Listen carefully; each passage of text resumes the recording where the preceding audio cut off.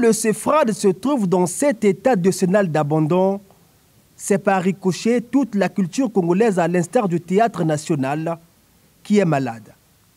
Actuellement, je dirais que le théâtre national est en train de boiter. Il boite. Il a perdu ses béquilles et là, il boite. Quand nous regardions l'état actuel du CEFRAD, ça nous attriste. C'est comme si tous les efforts fournis par nos aînés en matière de culture étaient partis en fumée. Le CEFRAD est dans le domaine présidentiel. Mais le voir comme ça, dans un domaine présidentiel, voir un bâtiment comme ça qui s'écroule, hein, aux yeux impuissants des responsables, ça veut dire que les gens n'apportent même pas d'intérêt sur la culture. Des sièges pour les spectateurs, il n'en reste que ces images insalubres, tout est tombé en désuétude. Quant à la scène, ce n'est plus qu'une simple image qui ne sert plus à rien aujourd'hui. Vous avez vu la salle elle-même, elle parle. La scène également parle. Or là, vous avez une scène qui ne représente absolument rien. Vous pouvez même pas, on peut même pas, il n'y a même plus de régie. Aujourd'hui, on ne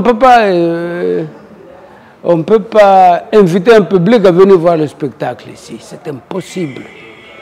Des séances de répétition de textes comme ici, ces acteurs les font 3 fois par semaine. Un engagement patriotique qui fait partie de leur vie, une vie artistique qu'ils exercent malgré eux, car les conditions de travail sont devenues médiocres. On répète, mais on n'a pas où prester. Donc on aime ça nous étouffe. Parce que vous travaillez et vous ne jouez pas, c'est étouffant, ça nous étouffe. Quand je regarde les coulisses là, c'est maintenant aussi, c'est devenu des dépendances pour les logements de certaines personnes. Vous arrivez le matin pour travailler et que votre scène se transforme en dortoir par des hommes en uniforme. Je ne sais pas si vous expliquez, est-ce que les gens peuvent nous croire? Les gens ne nous croiront pas. C'est vraiment... parfois ça me donne les larmes. T'as envie de pleurer quoi. À 119 ans d'âge, car construit en 1904, le CEFRAD s'éteint à petit feu.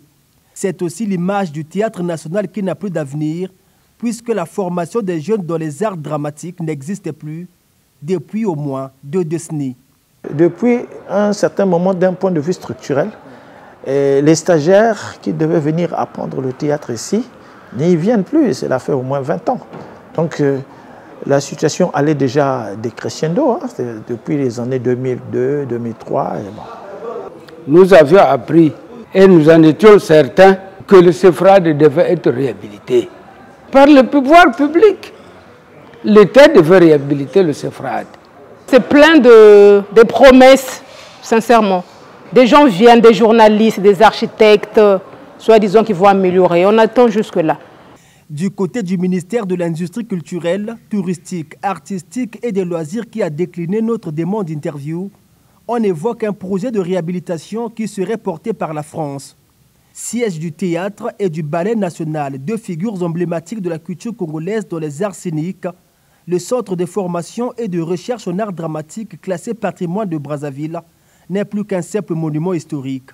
Historique de par les événements qu'il abrita, conférence de Brazzaville en janvier 1944 avec le général de Gaulle et une autre conférence 2 ans plus tard, tenue par le Cubain Ernest Che Guevara.